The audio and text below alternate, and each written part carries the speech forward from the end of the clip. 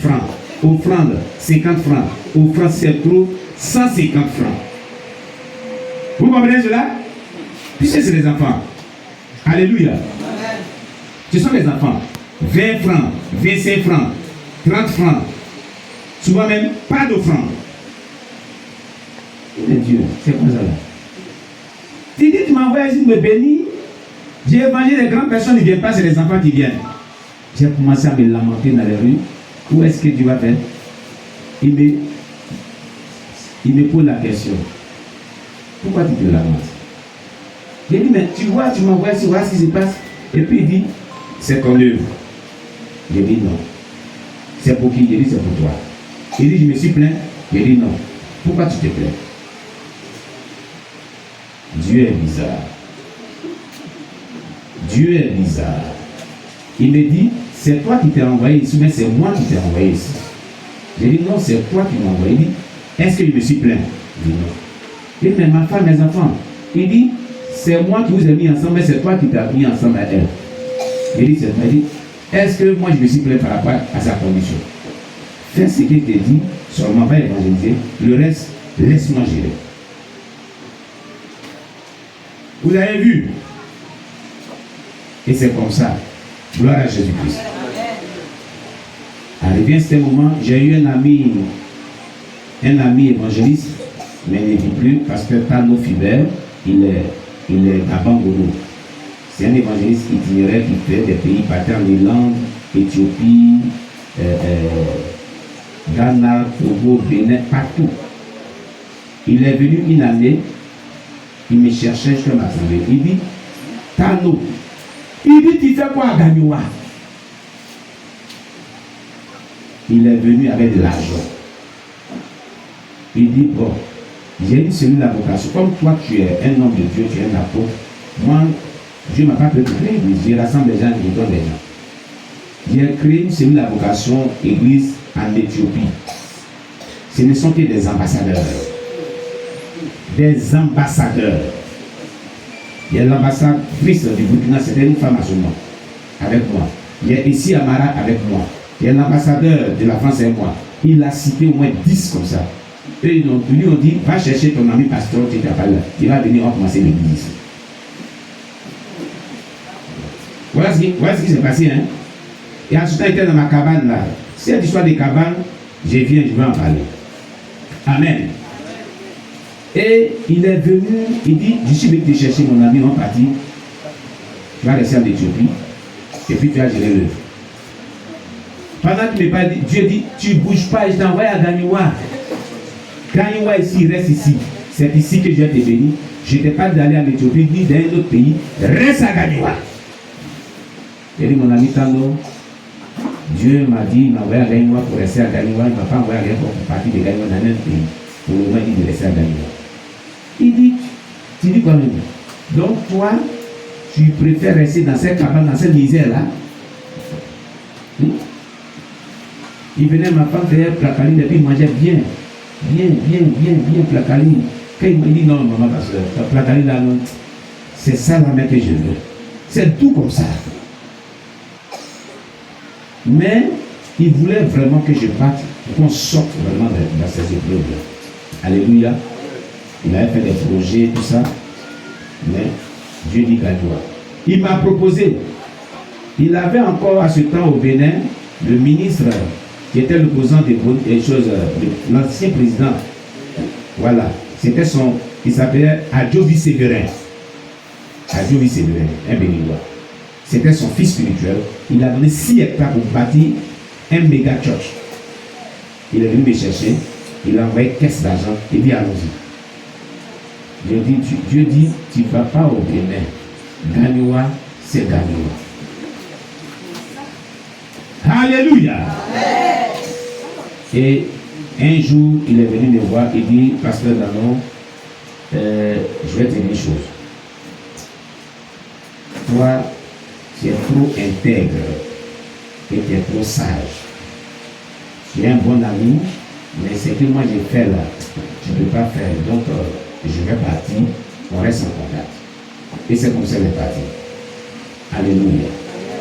Vous voyez, sur le chemin, de la volonté de Dieu se trouvent beaucoup de propositions de séduction.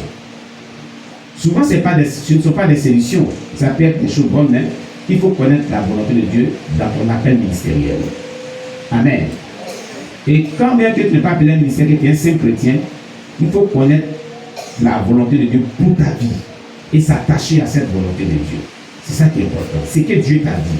Si tu as réellement parlé, il faut suivre cela. Amen. Voilà. En ce temps, je souffrais ma femme. Alléluia. Il est parti. Gloire à Jésus-Christ.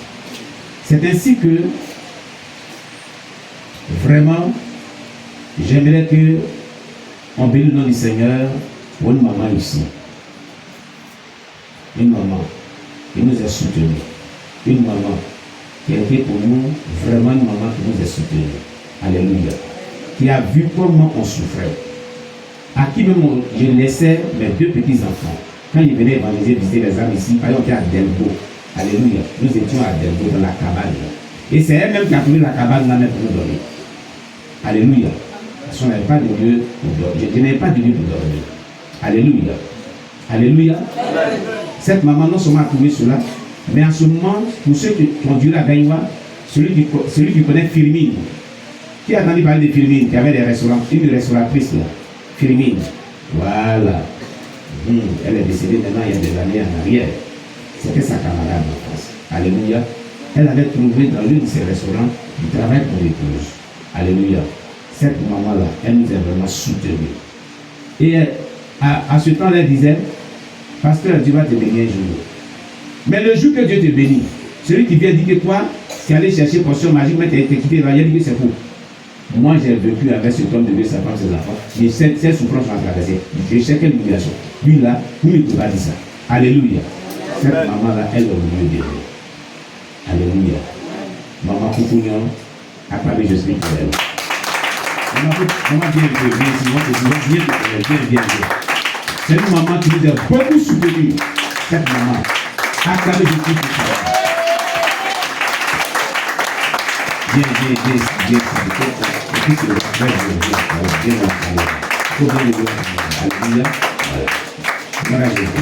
Voilà.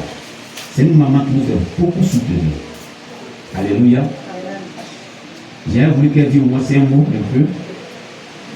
Hein? Tu peux dire quelque chose un peu. Voilà. Elle va dire quelque chose un peu par rapport à ce qu'elle a vu qu'on a vécu un peu. Bienvenue. Voilà. En tout cas, il y a beaucoup de choses, comme tu l'as dit, il y a certaines choses que tu peux plus te rappeler, mais ce que tu rappelles, il faut dire aussi quand même. Voilà. Amen. Il faut dire que vraiment, je suis témoin oculaire. J'ai vécu avec lui. Donc tout ce qu'il a fait de lui. Moi, même quand je le vois, je me dis en verse, je suis étonné. Quand je le vois aussi en soulier, je suis étonné. C'est ta tapette qu'il portait. Donc effectivement, il a vécu avec nous. Nous, on était à Delbo quand il est arrivé. Bon, nous aussi, on traversait aussi. Bon, on était en Néréville, on a eu notre terrain à Delbo. Donc, comme là-bas, on nous passait trop tôt, donc on a fait quelque chose sur le terrain pour pouvoir habiter là-bas.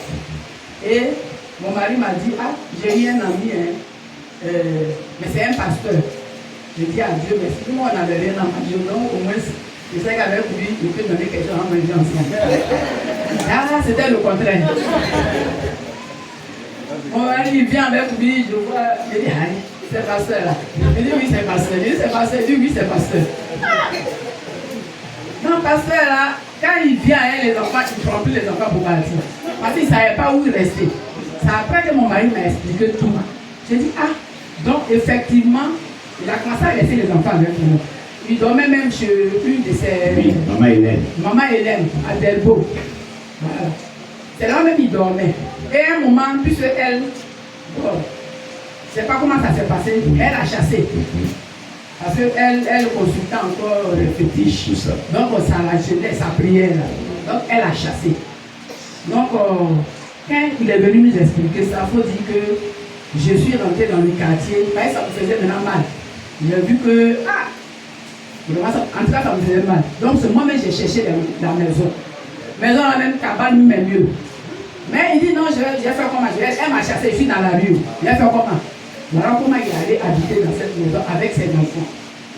Donc quand il veut partir aller évangéliser, c'est moi je garde les enfants. Si on a eu quelque chose à manger, on partage. C'est dans ça, bon, comme moi j'étais à Abidjan, c'est mon mari qui a fait que je suis venu ici. Sinon moi, j'étais à Abidjan. Donc j'avais une amie d'Abidjan qu'on s'est retrouvée ici, elle s'appelle Fimine, elle est décédée maintenant. Elle est décédée. Donc elle avait un grand restaurant à l'entrée de la radio. Elle avait un grand restaurant. C'est ainsi, je suis parti voir Fimine. J'ai dit Fimine, j'ai un problème, et puis je lui ai expliqué. Et mais sa femme n'a qu'à venir, elle va travailler ici. Et voilà comment sa femme allait travailler chez Fimine. Quand elle finit de faire le restaurant, elle lui donne quelque chose à manger, et puis ils viennent à la maison, ça va manger à la maison. Donc effectivement là, c'est quelqu'un qui a traversé vraiment des moments difficiles. Il a traversé, celui qui dit que lui il a fait magie là. Moi je dis à cette personne là que dans les 10 commandements de Dieu là, il y a un commandement quand même qui est dedans qui dit de ne pas faire des faux témoignages contre une personne. Tu es là, peut-être c'est par jalousie là. Tu es là, lui là, il a fait magie. Il a fait ceci pour devenir ceci. Non, hein? Sa femme marchait des gars là, il n'y a aucun fini de préparer là. Elle finit aussi, elle avait un caractère, elle était là. Hein? Même si un frère ne donne pas. Manger, c'est tout. Tu ne veux pas t'asseoir avec ses boules de riz, elle envoie à la maison, puis elle mange avec ses enfants. Elle va marcher de là-bas pour venir à Delbo. Matin, elle va repartir. Vous voyez, non? C'est pour dire que les gens qui disent des faux témoignages sur les gens, tu n'as pas encore vu. Comme tu n'as pas vu, mais on dit, et puis tu dis des choses là. Il y a une condamnation, hein? Parce que c'est biblique, dans les 10 commandements là. Si tu as mis là, c'est qu'il y a des conséquences. Tu n'as pas vu, mais on dit que tu es sorcier, on dit que tu es ceci, et puis tu crois à ça. Toi aussi tu t'en fous. Il y a une malédiction que tu as dit sur toi et sur tes enfants. Parce que c'est du faux et c'est biblique. Amen. Donc, ce pasteur-là, moi-même, je le vois, quand je le vois en veste, je suis étonné. Il n'a pas de veste même. Même assiette, mais il n'y a pas. C'est chez moi, on prenait tout. Et je les ai soutenus. Donc, ce qu'il dit là, s'il est devenu aujourd'hui quelqu'un là, ça c'est l'œuvre de Dieu. Effectivement, il évangélisait. Effectivement, il évangélisait. Je suis témoin oculaire. Moi, je suis témoin oculaire. Quand il s'en va comme ça, les gens, des fois, ils dorment avec moi à la maison. Et c'est moi qui ai trouvé la cabane. Mais si on voit la cabane là aussi, ah, tu as gratté la tête. Un jour, je me souviens, un gros serpent. Un gros serpent. Passé par toi, c'est pas vrai toiture. Passé par toi, tu tombais dans la maison. Pendant ce ils étaient dans la maison. Ah. Et si c'est pas la grâce de Dieu là, si on a un mordu, si je ne sais pas un mordu, il y a des enfants, est-ce que c'est bon? Donc, dire des faux témoignages sur les gens, méfiez-vous. Ça, je vous dis ça. Parce que moi-même là, parce que je travaille à l'ONG, une de mes patientes que je suivais au dispensaire urbain, un jour, on croise le pasteur ensemble. Elle me dit, ce pasteur-là,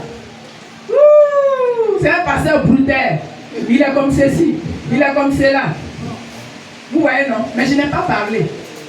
Je n'ai pas parlé. Et je suis sûr que c'est ce que les gens disent. Elle n'est pas la seule à dire ça. Mais c'est faux, c'est archi faux. C'est un pasteur qui a souffert. Effectivement, il a traversé les épreuves. Il a traversé, je vous dis ça, il a vraiment traversé. Même si vraiment il n'y en a pas dans sa poche. Il n'y en avait pas. Donc je dis, mais je le vois en place, mais moi-même je suis là, je suis surpris. Il n'avait pas de chaussures, il n'a rien. Mais Dieu a fait ce qu'il avait déjà prévu. Dieu, aujourd'hui, elle a béni. Donc on a qu'à acclamer. C'est un papa, hein? C'est mon papa. C'est vrai, il est âgé, mais sur le plan spirituel, c'est mon papa. Hein? Je dis papa, c'est mon papa qui est là. Amen. Donc, c'était pour rendre ce témoignage, pour dire que je suis témoin oculaire de sa bénédiction. Amen. Il a fait des kilomètres à pied pour évangéliser. Effectivement, c'est ça. Donc, quand tu travailles, tu as une récompense. C'est sa récompense qu'il a eue. Il n'est pas rentré dans le fétiche. Il n'est pas rentré dans ceci. Non, moi je refuse ça. Il n'a pas fait ça. Il a été béni réellement. Que Dieu nous bénisse. C'est tout ce que je veux dire. Alléluia. Merci maman. Que Dieu te bénisse. Gloire à Jésus-Christ. Alors vraiment, on m'a fait une doléance. Alléluia. On m'a fait une doléance. Mais ceux qui m'ont fait cette doléance-là, s'il peut m'accorder encore 10 minutes parce que maman voulait dire quelque chose par rapport à ce que notre maman vient de dire là. Amen. On peut encore 10 minutes seulement. 10 minutes seulement. Amen. 10 minutes seulement pour que mon épouse puisse ajouter quelque chose. Alléluia. Alléluia.